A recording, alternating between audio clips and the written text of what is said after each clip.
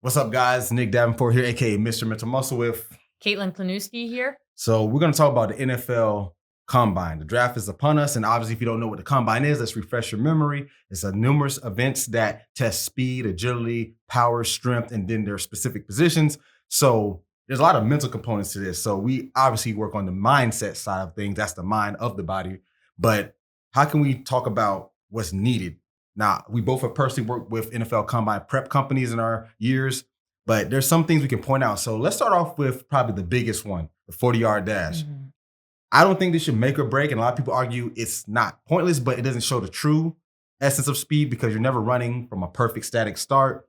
You usually have pads, or not usually, you have pads on, but it is king. If you do poorly in the 40-yard dash, you're probably going to lose some draft stock. Mhm. So what do you think about that 40-yard dash mindset, getting it right to do the best time you can? Well, I like what you said about how, the 40-yard dash isn't quite completely indicative of what you're going to run in a game.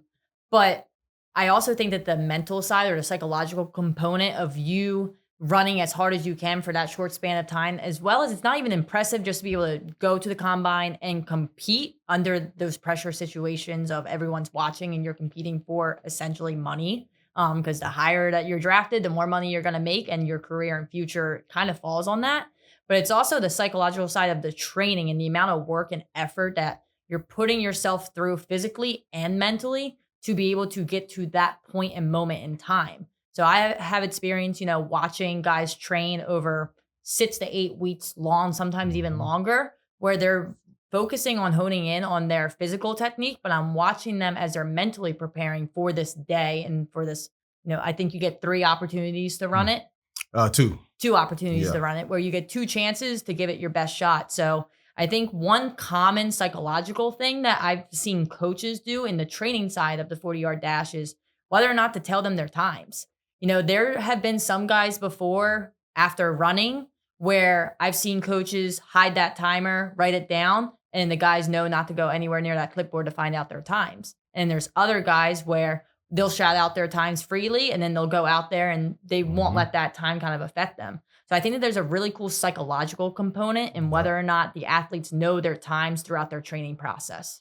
Well, you know how I feel about that. I'm big on it shouldn't matter either which way, right? Tell me my time, don't tell me my time. Obviously, it could affect me, but you want to get mentally to the point where it doesn't matter. But to go on another aspect, more on the performance side of the 40, I've read research articles where it shows what's the best outcome to focus on during the race. This is track as well, but for the 40-yard dash, they said focus on external cues. So cover ground, get to the finish strong Mhm. versus head low, arms in, because when you focus on that internal focus, you're now reflecting on your motor skills. And when we usually choke or do bad, it's because we put too much cognitive load on what needs to be done when that should be automatic if you train Mhm. for 8 weeks, 2 months, 3 months, whatever it may be. So for anyone who's going to run it, maybe not at the combine because time just comes out. If you're at the combine right now, you're already going to be done. But for people on the pro days, this is something to take into account. Focus on the external cues of Mhm. finishing strong, covering ground, because now your brain can take it off the internal, which will usually make you mess up because you're too busy worrying about arm swing and things like that. Mhm. So 40, like I said, it's king. Maybe it needs to be overthrown, maybe in years. I doubt it, but it definitely doesn't give the full picture. But with that being said, let's go over to the bench press because with the bench press, while this is not, I wouldn't say there isn't a mental game to this, but I think there slightly is because there's people who pre-exhaust themselves because they go out too hard. They have a game plan. They want to have a certain tempo because as minute as it seems, you can actually have a game plan to doing 20 something reps of bench. So maybe they went out too fast and now they're lagging because they're so nervous because they wanted to do the best. And now they did 3, 4 reps less, which once again, those little differences can mean a contract, not a Mhm. contract, or even not even just a contract. The fact that coach is thinking that you're not as strong as you could have been. So Mhm. what do you think on the bench? So I definitely agree with you there with, the fatigue component that comes in. If maybe you don't start off doing your bench on those first X amount of reps the way that maybe you've trained to, the second that you start to stray away from how it is that you've practiced, sometimes can either be the detriment or sometimes that could be maybe what helps you PR or True. overcome maybe that blockage that you were experiencing before. I like to compare it to, in me being a runner and as I've increased more and more in distance, I've played around with different paces when I'm running 8, 10 miles at a time. Maybe one day I decide I want to start off really, really slow and run a 12-minute mile and slowly decrease my pace down as I increase mileage, or some days I try and flip it. And I can think of it the same way as when you're going after reps in the bench presses. You want to find the right tempo that works for you and it's going to help you carry out as many reps as you possibly can at that given weight. So random but not random. Do you remember, and you know I like to use movie references, the movie Malibu's Most Wanted? Never watched it. But you heard of it though. I've heard. You know the premise of it. I don't know the premise. Well, the premise is irrelevant, I guess, to this, but it's basically about a white guy who wants to be black and he's a rapper. But there's a scene, that's what I'm getting at. There's a scene when they're like, stick to the plan, stick to the plan. And one of the other characters is like, well, the plan done changed. And getting to my point, you had to adapt. Like you said, maybe it helps you, the plan changing. Sometimes that unknown gives us time to clear our mind and do what needs to be done versus going back to what I said about the 40, overly thinking about it. I need to keep my arms locked out, keep that tempo, and then you overexhaust yourself or underwhelm yourself. So definitely the bench press, the 40 are probably the two biggest events. Obviously, there's the shuttle, there's the vert, the broad jump, and I'm a jumper myself, so I love those, but not as much as emphasized on those, so we won't get too much in those. But I think what we can get into to finish it up is, I think, even bigger than all the physical, because obviously you need to be physically ready, but who you are when it's cameras in your face. Because for these guys at this combine, some of them have been in that stage, especially with like social media and stuff. So they have a little bit of that awareness socially, but some haven't. There's guys who made it to the combine who were kind of sleepers who haven't had a lot of media presence. So let's talk about that. You made some good points when we were planning this video about like social facilitation, other things that could affect a person when they're getting overwhelmed by a crowd or other factors when they're trying to be more socially interactive. So definitely the social facilitation side of things. So for those of you that may or may not understand or know what social facilitation is, it's the idea of when you're around other people, you almost, I want to say you become almost like a product of your environment. Like the people that you're kind of around, you start to become more like. So with social facilitation, you can use it as a training strategy. So that was when you're going throughout the training process and you're seeing other guys push themselves, then you're more likely to push yourself as well. So in talking about media presence, seeing and being around people that have that good quality media presence or maybe have experience with being in the media, navigating, or just having charisma. In that way, I think charisma is a underrated tool in the NFL combine because, I mean, you need to have charisma to win over these coaches and to win over, anybody that's watching and your future teammates in a sense.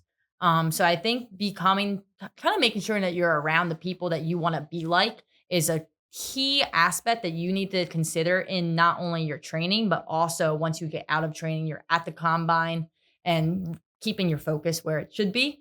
And then as well as going out into your career from there to have a long, healthy career. Exactly. And also on top of that, we talk about personality traits. I love talking about personality.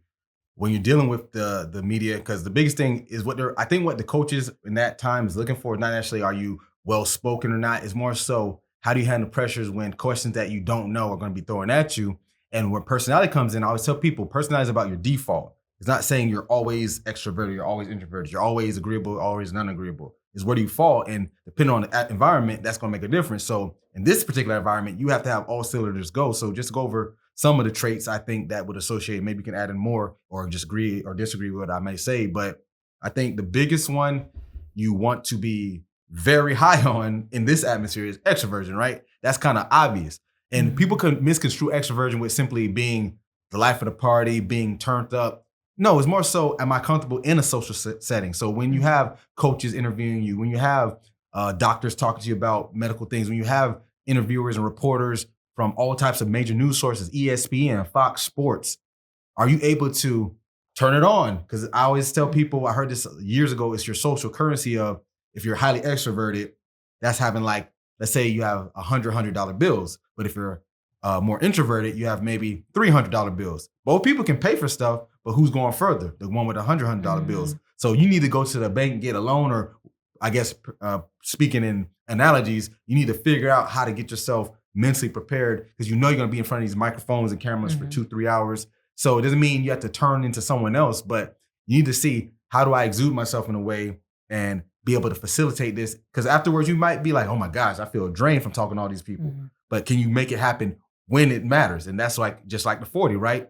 Another trait I think you probably should be super low on You're gonna have some level because you're gonna get nervous, but neuroticism, right? So neuroticism, for people who don't know, is your ability to feel more or less anxious to outside stressors. So obviously, running a 40, if you're a highly stressor, that's not going to be a good thing. If you have a camera in your face, it's probably not going to be a good look. So figure out if you are a high neurotic person who stresses on little things. You need to once again, you talked about it in many videos about like breathing. People overlook that. Seems so cliche, Mhm. right? So I think being low on that. Any other traits you think? I was thinking about conscientiousness. I think it's Oh, important when you're in that combine setting to be more higher in that conscientiousness because you need to be just kind of aware of everything that is going on around you as well as what's going on within yourself too. So I think that that might be a more underrated quality to have in a setting like that as well. I don't know how I've overlooked that one, but yes, conscientiousness definitely needs to be there because you have to be diligent, you got to be consistent, you Mhm. got to be thought out. They didn't spend all these weeks preparing just to not put it in order when it matters the most, right? So I Mhm. think those other two, we didn't talk about open experience and agreeableness to a degree, especially Mhm. agreeableness, because you're talking to people who may be paying your salary soon. So you don't want to be too standoffish, or you don't want to be to reporters too standoffish. But I think those three, conscientiousness, low neuroticism, and high extroversion are probably the big three to get through this Agreed. combine in every aspect, not just in the interviews, but also in the performances too. So, with that being said, by the time this comes out, the combine probably would have just been started. So, like I said, we have a bunch of tools and resources at Mind Body One. You're sitting with me, the owner, founder, and the director of applied psychology. Mm. So, we make it make sense in real time. So, in the link below, there will be my playbook that's meant just for combine training. So, if you want to get ready for your pro day, it's coming up in a few months. Get that link below. So thanks guys for tuning in. And as always, get your mind right.